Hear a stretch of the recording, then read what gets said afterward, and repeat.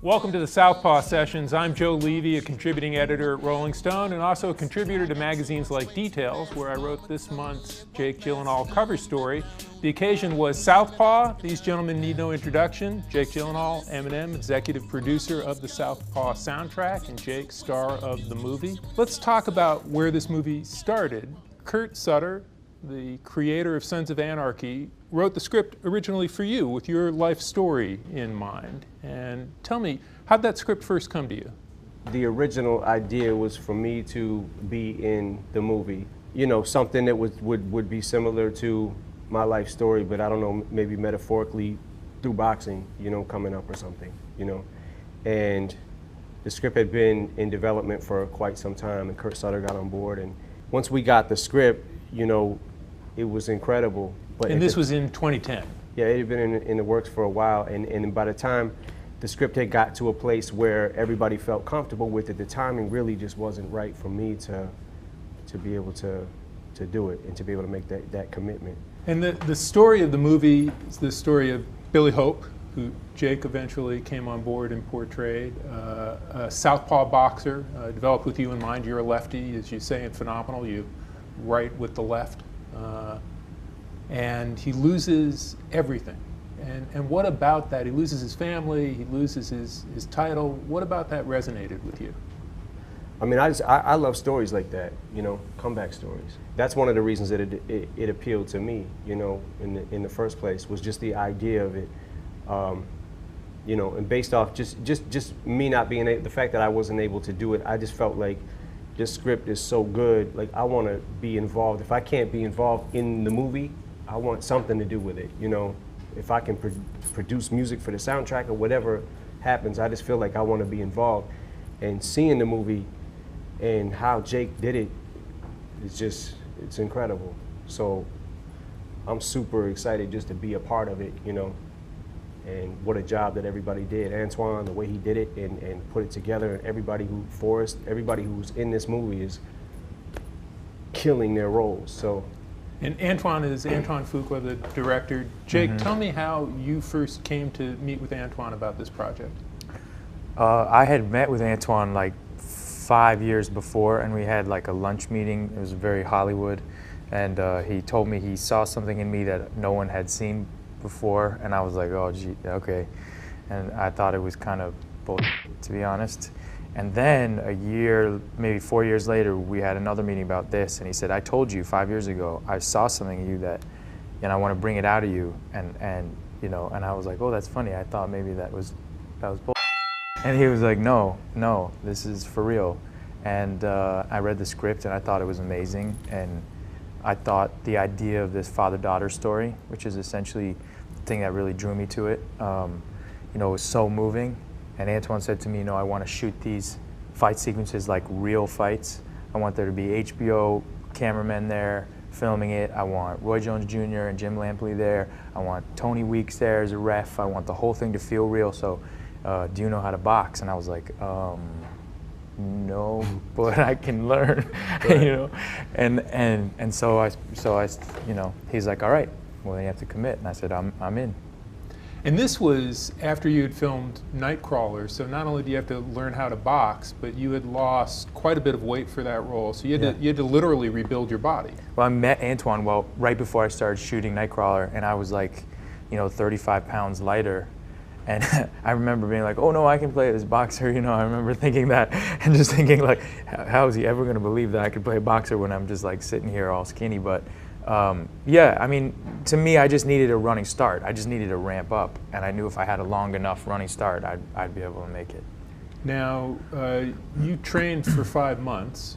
You had taken up boxing as exercise and training at one point, so you already, when the script came to you, had some boxing experience. Is that right? Yeah, I did that. I messed around with it for a couple of years with Emmanuel Stewart and Hill McKenzie.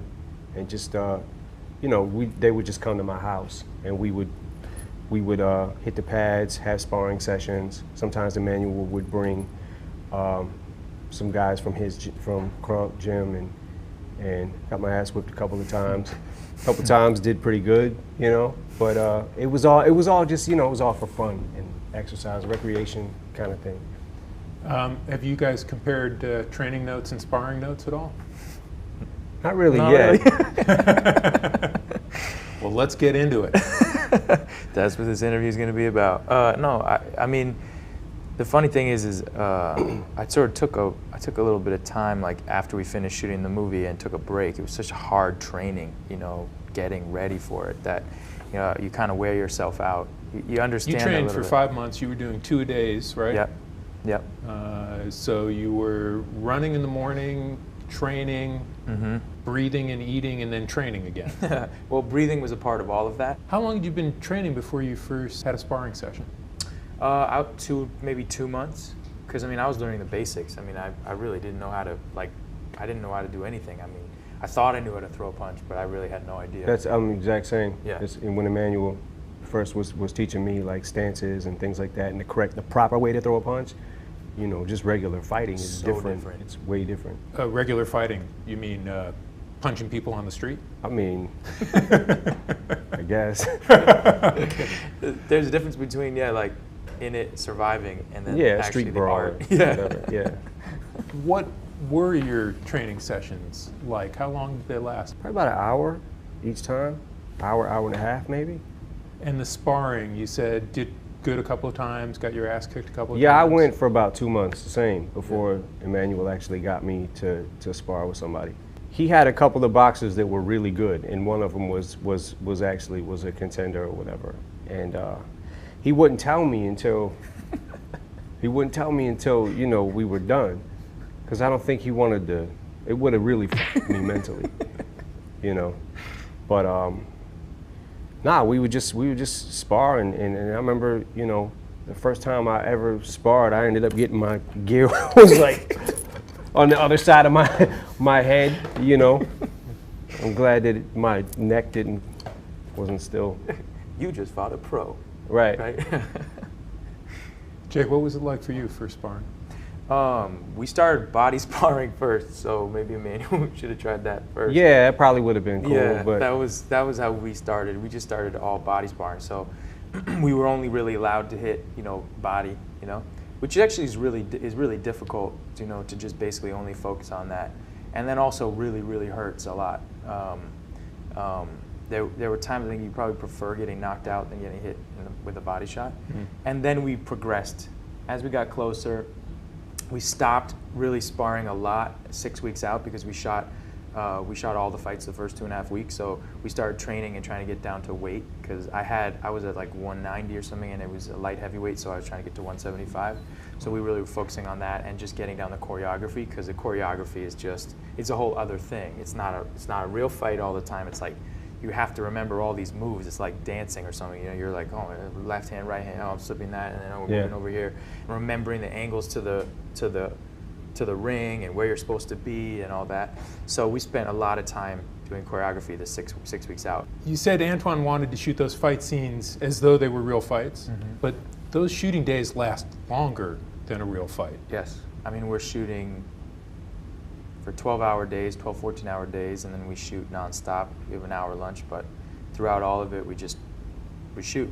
You know, a roll for a camera can last about 20 minutes, so he would just shoot for 20 minutes, you know, and we would just do the round choreography. Then the bell would ring after 3 minutes. We'd go in, we'd do corner work and the scene in the corner. The HBO guys would film the scene in the corner, and then the bell would ring again, and we'd go back out and we'd do round 2, and then choreography, and then we come back when the bell would ring, we come back and we do the scene again. And then we start to improv. Over the day, we would take things that really worked in the scene and stuff in combinations, things we felt more comfortable getting closer with, and we would just run those over and over again. We'd talk. I'm gonna throw two jabs, left hand, right hook. Okay, I'm gonna get hit by the first one, then I'm gonna slip the right hand, you know, and then I'm gonna move and you guys were making them up? Yeah. Oh, that's crazy. Yeah. And a lot of times you get hit by mistake. Sometimes I'd be talking. Oh, wait, what'd you know, to start. You know, you'd be like, okay, left-handed, oh, bam, oh, right, we're in it. You know, and that's when your jaw would my jaw got messed up because I was always talking while I was getting punched. For real.